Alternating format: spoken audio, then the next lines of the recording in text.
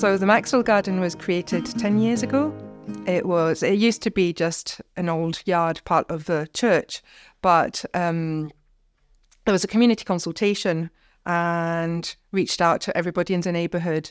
And because I think there's a lack of gardens, people that live in the Hilltown area, it's quite a deprived area from Dundee. So everybody agreed that one of the best uses for this space could be a community garden where people could come and grow food and share food. We do a lot of youth work. So we have all the local schools, nurseries that come in on a regular basis. So that's really good because they come all year through. So they get to see the evolution, they get to see all the kind of the seasons and the phases of what it implies to do the growing, not just for harvesting, but also working on the soil and doing the sowing. Also, kids from high school come here. We have a youth council, and they're kind of formal education activities through schools, but also a lot of informal opportunities for learning. So there's after school club, holiday club, and yeah, it's just a really great that the children can come here and be quite free. We also, to keep the garden and also to provide an opportunity for local people to learn about food growing, we have volunteering sessions twice a week. We also have workshops that are about specific gardening skills, but also crafts. So what we try to do is keep them quite attractive. So we'll do from, I don't know, being a green witch to making signs, but then also pruning or things that are more kind of practical gardening skills. So we try to have that kind of less formal approach to it and try and be as inclusive as we can. Within the building, we do food bank referrals, and we host a variety of groups and organisations that provide services from all sorts, but it's very much about prevention and helping people to feel well and do well with their lives. So we have different organisations that come in from like Energy Scotland or people that work with recovery, a group of people that suffer from fibromyalgia. So all these people use the kind of the indoor space, but they get pulled out into the garden as well. So we have a couple of cooking groups. One is a youth cooking group and then an adult cooking group. So they use a lot of what we produce in the garden for their activities, and they try to work around the seasons as well. So that's really great because it gives the volunteers an opportunity to eat what they've been growing. Yeah, we also try to, during the growing season, we make growing boxes, harvest boxes.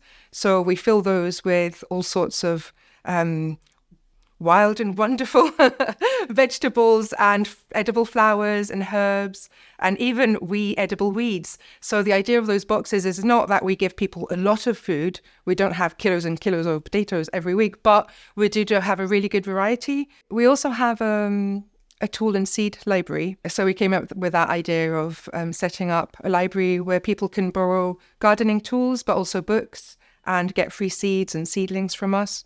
And also a Facebook group and a blog called Grow Dundee, which was about people being able to share ideas, inspiration, what they're up to, but also ask questions. Very little effort really from us as a Facebook group.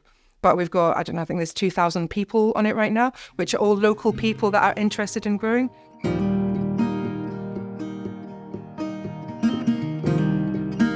So Cultivate was a collaboration of the MAXwell Centre with Creative Dundee. They had a few local partners, and what they did was match an artist with a community space. So in our case, we had Finlay Hall, who is, he does all sorts of art, but he is also a musician. And the brief was that we were meant to be doing something that was about involving the community in climate action and thinking about climate change. So what we did is we organised a series of gigs in the garden where we invited anyone and everyone to come along and enjoy some food, some music. We also danced. We danced even under the snow. We were dancing out here in the garden. So that was really fun.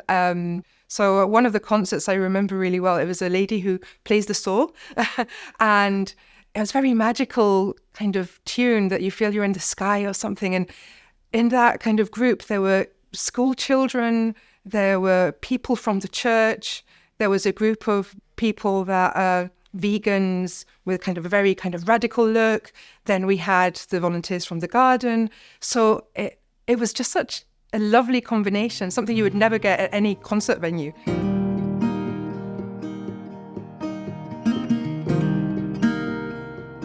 Grow Dundee, it was born during COVID because we really wanted to start to link people up together who are interested in growing and be able to share resources and ideas. So after COVID, we set up a first meeting where we invited, I think, about 30 community gardens from across the city.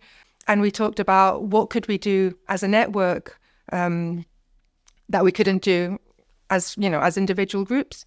So some of the priorities were we need staff, we need people to help us manage these groups. Another key aspect was we need to be more visible, like people don't know that community gardens exist. And the third one was very practical, and it was we work with the council supplies community gardens with discovery compost, which is compost that they make from the waste from gardens across the city. There wasn't a very clear process on how community gardens could access that compost from the council. So what we did is we all got onto the council in a joined way and talked with them and said, look, we'd really like to have like a clear procedure so we know that everybody's got equal fair access to this compost, which is a public resource. So yes, so I guess the core of the network is influencing when we need to together, communicating what we're about, and then supporting each other and sharing resources and things like that.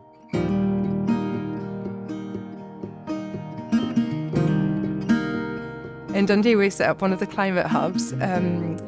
Our climate hub we have called it the Changemakers Hub instead of the Climate Hub, because we think that in Dundee, because there are so many social issues, calling it Changemakers would appeal to many more organisations and people. So in the Changemakers Hub in Dundee, where there are 5 partners, that's Scrap Antics, Opportunity, Creative Dundee, Transition Dundee, and ourselves, the MAXwell Centre.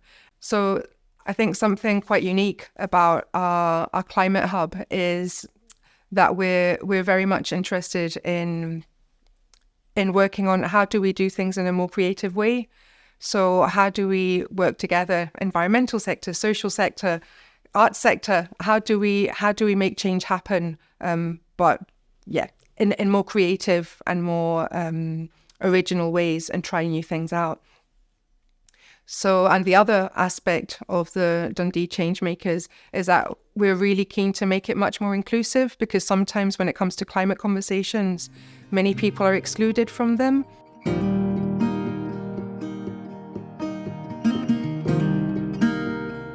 I think one of the key challenges from our organisation, and I think for many third sector organisation, is the continuity of funding, of people. And I think we all struggle with having funders realise that sometimes we don't need a new project. What we need is to give continuity to the projects we already have, and to be able to build on them and to work with a group of people and take them all the way through some life processes that are really important, which could be, taking a child from being a young person and enjoying garden activity to become a youth volunteer, to go on and gain the skills to become an employee. I think another struggle we have as a community organisation is making sure that we can represent the community in the best possible way, and making sure that our volunteers or the people that we work with can represent the community, not just members of staff or managers. So becoming better at representing people. A third challenge, I think, for community groups like us is having the time to evaluate and reflect on what we do and be able to adapt according to the feedback that we get from the people that we serve, the people we work with. Sometimes we forget that, how important that is, and we just go, and we just deliver.